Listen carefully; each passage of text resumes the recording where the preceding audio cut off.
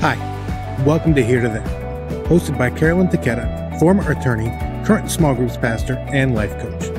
Through monthly conversations with pastors, authors, and guests, we hope to stir your thoughts and encourage you to move from where you are to where you want to be, in your personal life, in your leadership, or in your ministry. Welcome back to Group Talk. Thank you for joining us today. My name is Carolyn Taketa, your host and the Executive Director of Small Groups at Calvary Community Church in Westlake Village. Well, this January, we have been doing something special, and we've been doing a 3-part series with Pastor Steve Gladen, who is not only the small group pastor at Saddleback Church since 1998, but he is the founder and the leader of the Small Group Network, which is just starting its 10th year, which is quite exciting. So we're doing this in a 3-parter, and if you've joined us for this one, let me just remind you, you can go back and listen to part 1, where we talked about the different seasons of ministry, recognizing that Steve has been in ministry a long time. Easy. I'm right up there with you. Not in ministry, in years, 30 plus years of experience. We wanted to take some time to talk about what are things to pay attention to in your first beginning season of ministry? What are some things to pay attention to in your middle? And then finally on this podcast, we're going to focus on what do we need to do and pay attention to in kind of more the veteran years, maybe, 8, 9, 10 year plus, and ongoing. And so I'm really looking forward to this conversation because this is where I am. I'm at 11 years, which is so hard to believe. So we're going to kind of dive into that. So regardless of which season of ministry you're in, we hope it's helpful to you, and you can always go back and listen to the other 2 if that's where you live. So Steve, let's dive right in. This has been such a fun series, and I think even the first 2, even though I'm done with those seasons in a way, they're kind of cyclical, aren't they? Like if there's a new endeavor, or I've been giving something new in my role, then I kind of go back to starting. Then I move into stabilizing, and so we kind of cycle through, I think. Yeah, it is. It's been fun as we've been going through these. I keep going through. They're great refreshers for me too, because just like you said, in a lot of ministries, your role just isn't pure small groups. And so you're getting different little things thrown at you, and you're like going, oh, I need to revisit that and redo it. When it's just been great to understand, okay, I'm starting a ministry. What do I need to do? If I'm trying to stabilize it because, I'm finally out of the honeymoon, what do I do? And now as we're talking about sustaining, how do you make groups last the long haul? Because we know it's much more easier to start groups than it is to sustain them. This is very true. And the same is true for ministry. And the same is true for marriage, which has been our analogy as well. Mm-hmm. All right. So to be successful in sustaining for the long haul, that's kind of like the verse about don't get weary of, doing well, of well doing. I forget. That's my own translation, but you know the verse. Yeah. It's one of those things in ministry that we're talking about. This first thing that we're talking about is, how do you build a board of directors? And we've talked about ministry teams in many different ways from a volunteer aspect, but a board of directors helps in so many different ways. And I think on this one, I'd love to turn the tables on you, Carolyn, because you're always interviewing. But let me talk to you because, I've heard you talk about a board of directors before, and you and I had that conversation. I don't know even how many years ago. Years ago, yeah. But talk to me about why that stuck with you. What season did it catch you in? And, why is it so important? Wow. You're still coaching me. What the heck? It's fun. Okay. So actually, I think this conversation, and you probably remember it, and you've mentored so many small group point leaders over the years. But for those of you who don't know, Steve and I go way back. His wife is amazing, and we've been friends. We were at the same church, and we were friends now for 20 years. And so same small group, but she's not. Same small group, and he was not the leader, and neither was I, and that was probably a good thing. It was a very good thing. But God just kind of brought Stephen to my life beyond the friendship. And so when I took this role as a small group leader, ministry leader, he was the first phone call I made to say, what do I do? How do I do this? But then probably around the middle, maybe year 6 or 7, somewhere, our church had gone through some major transitions and in leadership, and just my kids were in a different stage of life then. I was asked to do more hours. I was kind of in transition, and we were having a conversation, and I said, how do I kind of manage manage the different parts of my life, as a mom, which is my highest priority, as a wife, and in this job, which is taking more energy and passion from me, that I love and want to give, but I'm not sure how to manage all this. And then, Steve, you said, do you have a board of directors? I'm like, what? I'm not a company. But we talked through, and he has shared with me kind of who was on his board. You don't actually invite these people and say, be on my board or anything. It's just kind of like down low, where you kind of go, okay, I need a spiritual person. I need an accountability person. I need someone to help me navigate more kind of the leadership pieces. Someone who's kind of my mommy friend that I can process parenting stuff with, especially as my kids were heading into the adolescent years. And so it did stick with me, and I processed it through. And as a result, I ended up with a spiritual director that I see on a bi-monthly basis. So every other month or so, I sit in her house and we talk about what is God doing in your soul.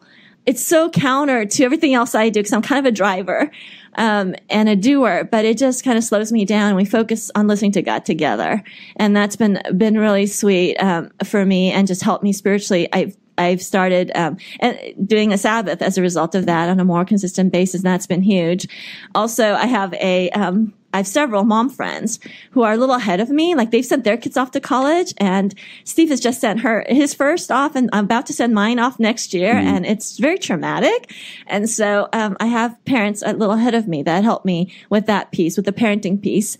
And I have Steve for my leadership piece. When I have big leadership questions, why does church work like this? Well, what's going on with ministry? How to do the long haul?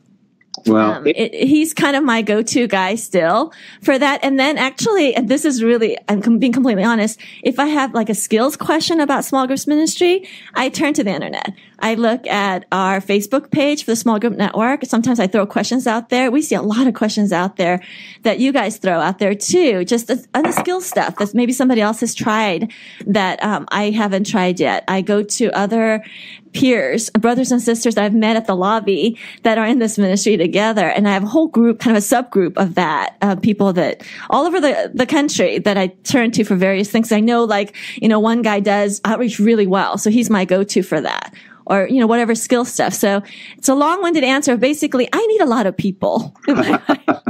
Well, I think, as we're talking through this, when you're trying to sustain ministry, we get the part about, how do I get the people around me that can help do the small group ministry work? How do I get the people around me that can build a strategic plan that we talked about in the stabilizing session? But in this sustaining one, we're talking a little bit more about who are those people that can help you do the personal things of your life, who can speak into you, that can not only help on the ministry side, but that can just work with you. And Carolyn, one of the things I appreciated is that, you worked on it right away. And I can tell you with the same thing, my personal board of directors, they are people that they are my biggest fans. Yeah. Doesn't mean they're the nicest people to me. But they're my biggest fans, and they're the ones that are saying you travel too much, and we're not going to let you travel anymore. And so it's hard, but that's the first point that we went on. If you're going to stabilize, if you're going to sustain ministry, you've got to be able to be sustained. Yeah. You've got to last the long haul. We have a phrase that we say, don't let the work for God destroy the work of God inside of you. And in ministry, when you're trying to sustain it, when you're trying to last 10, 20, 30, 40, 50 years, you've got to make sure that the work of God is not getting destroyed, but by what you're doing for God. And so, number one, personal board of directors, Carolyn will give you lots of tidbits on how to make that work. If you don't get anything else out of this podcast, what Steve just said about not letting the work for God destroy the work of God, that is so critical. And that's the root of all burnout. And when we burn out as ministers, our ministries are not going to be healthy either. So I think that's so critical. Second point you make is to pour into other churches. And you've done this very consistently over time. I can't believe you still give out your cell phone number at conferences and things. Thankfully, they don't all call you, right?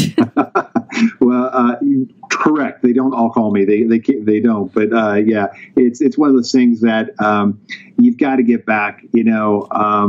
We created these huddles. We're nearing that mark of having over 200 huddles that are meeting. If you go on the smallgroupnetwork.com site and you just look at the map, you can see where a huddle might be close to you or where you can start one. But the principle is God blesses those that give. Ministry is like giving blood. When you give, that's a bad analogy because, it's like, let's go with this one. But it is true. When you give blood, you think in such graphic word pictures. I know. But it's, are you going to be a conduit or are you going to be a container?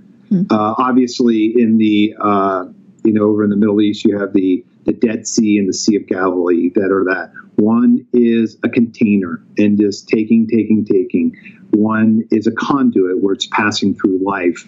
And the thing that I would encourage you to do, if you're listening to this, if you've been around ministry, into the sustaining season, and you're not giving back, I would just, as a polite rebuke, to say, you need to give. I know too many people that have, wisdom constipation. They're always taking. Thank you again. and they're not giving out. So you're going to have nightmares after this podcast. But oh, wow. Good thing it'll be a whole year before we have you back on, Steve, to recover. That's usually why it takes a year. You forget about these things and then you go, oh, this is why I don't have them back on. But just be a blessing to other people. We have many opportunities where you can do that. You can be a certified trainer with Accelerate, so you can train other people to do a strategic plan. You can lead a huddle. You can be a part of the lobby. There's so many ways that you can give back. We have a leadership team of some 40 plus people just using their gift sets and giving back, and almost 200 huddle leaders who are pouring back in. So this, and it sounds counterintuitive. You think, how am I going to sustain this? I've got to keep everything around me in order to make this race last. But it's just like everything. When God, it's, tithing isn't about money. Baptism isn't about water. Fasting is not about food. Sabbath is not about time. It's about, are you willing to be obedient? Mm-hmm. And one of the things that God says is always give back to those, pour into others. And when you do that, you're going to find out you're going to be able to sustain the ministry a little bit longer than you realize. Yeah, that's so true. And, if you do show up for a huddle, even if it's inconvenient in the middle of a busy season, whatever, you find, just like a lot of times when you show up for a small group and you don't feel like going and you show up and you're so glad you went, it's a lot like that. And last huddle, I invited someone that I had just met who was a small groups guy at a local church. I had never heard of the network, didn't know there was such a thing. I invited him to come, and he was blown away by just how encouraged he was. He said, I didn't even know I was discouraged. And then in hearing all these things, he said, now I just feel like I got my wind back in my sails. I'm so excited to try this stuff out, and everybody kind of said the same. They're like, when are we doing the next one? And it was so much work to get them there, but then nobody wanted to leave. And so that kind of ends up being the experience. When you do give back, it really does give back to us a whole lot more. So number 3, you say trust, but verify. And part of this I like because we're both tend towards cynicism and sarcasm. And so we trust people, but we like to verify. You want to expound on that? Well, I mean, I'm taking that line from one of our presidents, but it is so true. When you're in this part of the phase in ministry, obviously you do trust people and you've put them in place and you're doing it. But sometimes, drift can happen because we're not, periodically going in and just seeing how stuff is going. And so, although we do trust them, part of trust is I like to verify.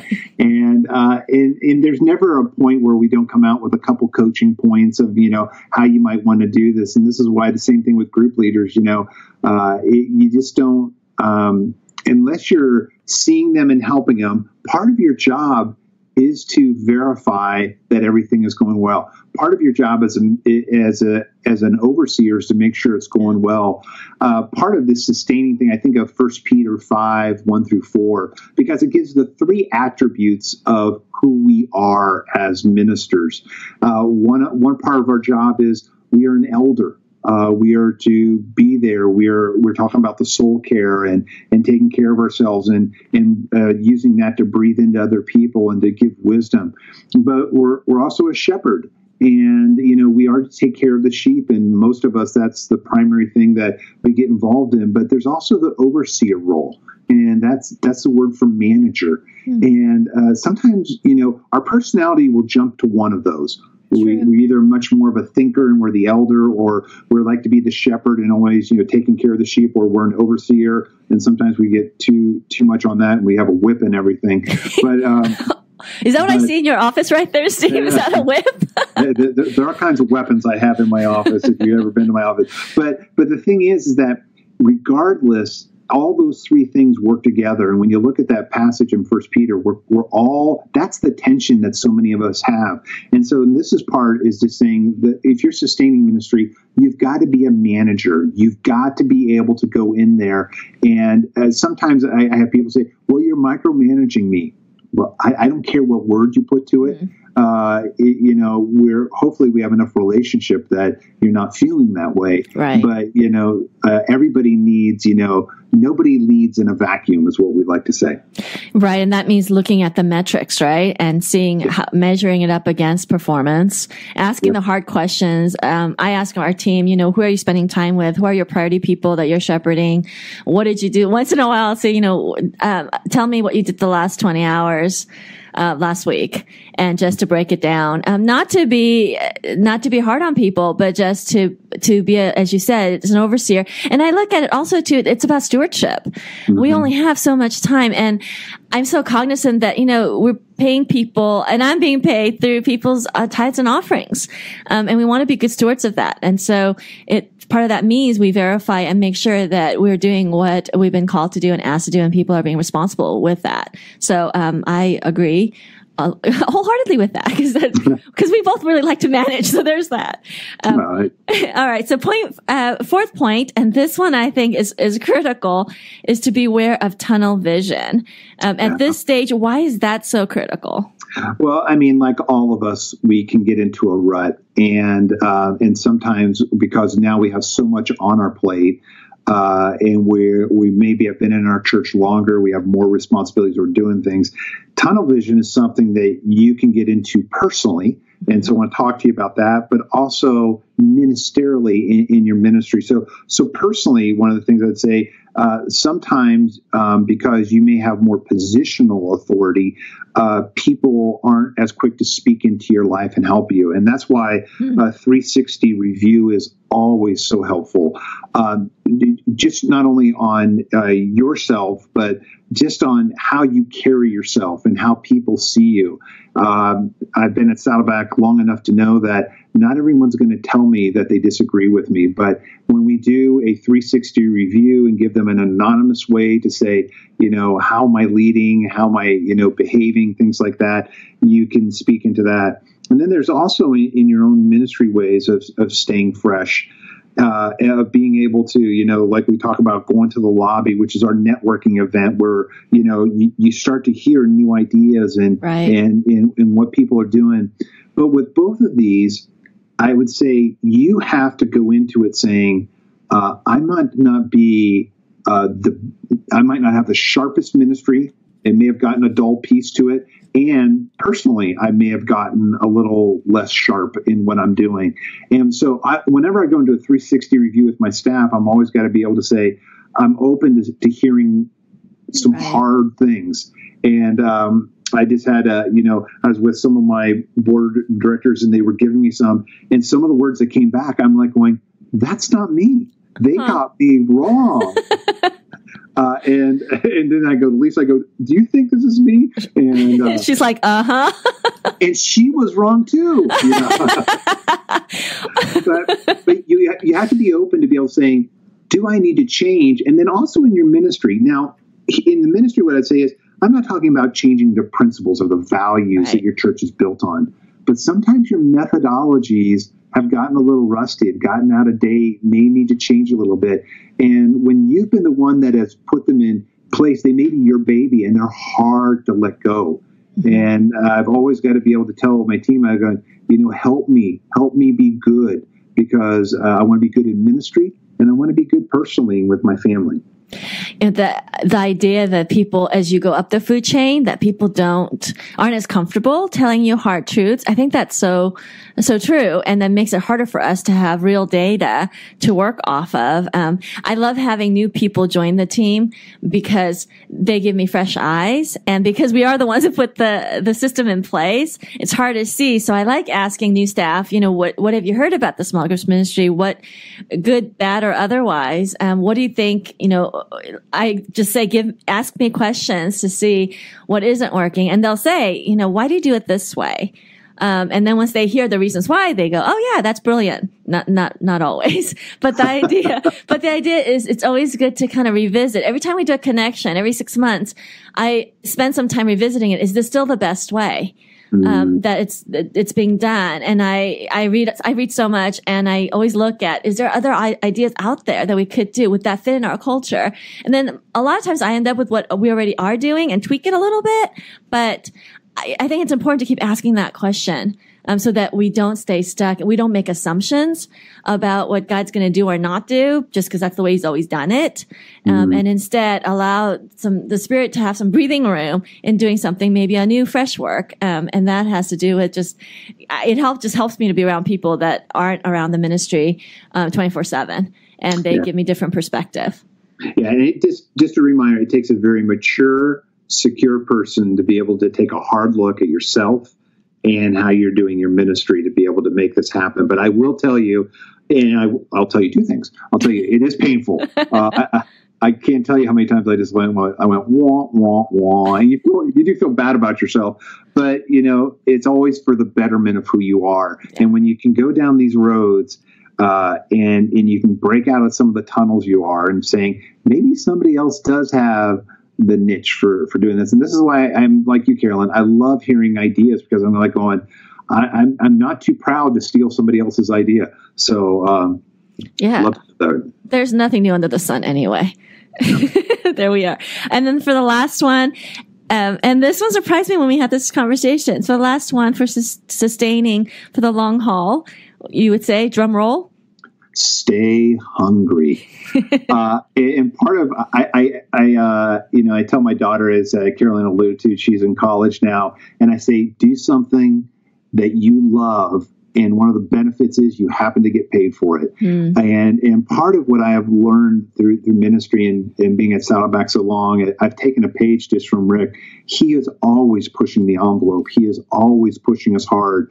He set, in a few years to go into another phase of ministry, more on the external side. And he is pushing as hard as ever. And it's really helping me to be able to say, not to get complacent, because the work of the ministry is never done. Now, the only way that you can really stay hungry is if you're in what you love to do. Right. And I honestly say, and that's my downfall too. I mean, there's two sides to that coin all the time. When you love it, sometimes you don't let go of it, and you bring it home, and there's never a Sabbath and something like that. But when you're complacent, and if you're starting to get complacent, again, you want to get around people in a different stage, because you start saying, wow, that's how I used to be. Mm-hmm. And sometimes they challenge you. And that's why I love being around some of our younger pastors, because dude, they're like the Energizer Bunny, and they're just running. I'm just like, you used to be like this. I did. I wasn't as pink, but yeah, I like to do this. So how do you make that happen? But another thing too is you got to be willing to push yourself. Yeah. Sometimes you've earned the right to kick it back, but that doesn't mean it's the right thing. And again, I found that when you're a self-starter and you keep asking God, what's next, God will give you that opportunity. And I'm always trying to be thinking and going, okay, God, you've given me this platform. You've given me this year's in ministry, not to sit on it, but to use it for your greater kingdom work. And I found that joy just comes through when I'm growing and I'm stretching. I find that there's a joy that is just unbelievable. And when you know your strengths and you know your weaknesses, you get to just focus more on your strengths, because you're secure enough that you're pulling all kinds of people around you that can help you in your weak sides. And I just was talking to one of the guys I hired. I go, I can't believe you like doing this job description. When I wrote it, I'm just like going, who would ever want to do this? And he's just like, well, I love doing this. So I'm just like going, oh, I love you so much. But that frees me up to do what I love to do and to think how I like to think. And again, I would encourage you, this is where your board of directors can help you out, because they can challenge you. And if you're in a rut, we all been there. Ministry is a cycle of growth and consolidation, growth and consolidation. And I always tell my team it's in the consolidation zone that you discover what you're really made out of. And if you're as hungry in the consolidation zone as you are in the growth zone, you're in a good place, because God, not everything is up and to the right all the time. Sure. But, you want to stay consistent and keep people around you. And that's part of one of the things too, is your board of directors got to be encouragers, because encourage, helps you to believe in yourself, to be able to do more than what you ever thought you could do. So if you're going to sustain, keep the hunger there, and don't let these younger pups, run circles around you. I think part of the staying hungry is, I think in the earlier stages of ministry, I was hungry maybe for the wrong reasons, because I was hungry to prove myself, to be effective, to put up some numbers, to do, it was more about me. And then also, of course, you want God's glory, you want the church to benefit and all of that. But I think there's parts of it that weren't super healthy. Whereas now for me, 10 plus years of the staying hungry piece, recently I had a performance review with our executive pastor who's been overseeing me for most of that time. And he said, you have this quiet confidence now, that you didn't have in earlier seasons. And there is a sense of contentment even while you're hungry. You know what I mean? So it's just because we're saying being hungry doesn't mean be discontent or be striving constantly where you're like creating chaos for your team and for your family. And you're just driving. It's not about that. It's more about, I think, an inner desire to keep stretching and keep growing. And that's what feeds your soul. And that's also what feeds your ministry. Because really the ministry isn't going to be an overflow of whatever God's already doing in us, because you can't give away what you don't possess. And so part of it is to be in a place where you're content in the Lord, and yet at the same time continuing to want to grow and move forward with this little brief life we have. You bring out a good point, Carolyn, because so many times it's about those attaboys or attagirls that you get that drive you younger in ministry. But when you're doing it more for God and how you can, build into the kingdom, it does keep that hunger and that fire, deep in your soul of who you are and what you want to do for God. This is true. And that seems like a really good place to end. That was so profound, which you are. So thank you, Steve, for this conversation. Hopefully it's helpful to our listeners. And it was great fun for us. So thank you, Steve, for all the ways you invest and continue to pour out to the small group network and all the small group pastors. Love being with you, Carolyn, and I pray this blesses a lot of folks. Yes, we do. Sharing that prayer. You can connect with Steve on Twitter at Steve Gladen, or on his website, smallgroups.net, which has a lot of free downloads that would be helpful for your ministry. You can also interact with Steve on Facebook, our small group network page. He's on there constantly. In fact, when I see someone post something, probably within half an hour, you've liked it or commented on it, or you've punted it to somebody on your team to comment on it. So you're very active on that. So he's super accessible. So are so many other experts that we've had on Group Talk, and other people just in the network that are just doing this work and doing it well. And so please take advantage of those resources. And thank you for listening. We'll see you next time. Thank you for listening to Here to There, part of the Group Talk network of podcasts. If you like what you've heard, make sure you subscribe on Apple Podcasts, Spotify, or wherever you get your favorite podcasts. If you want to learn more, make sure you check out smallgroupnetwork.com for more resources.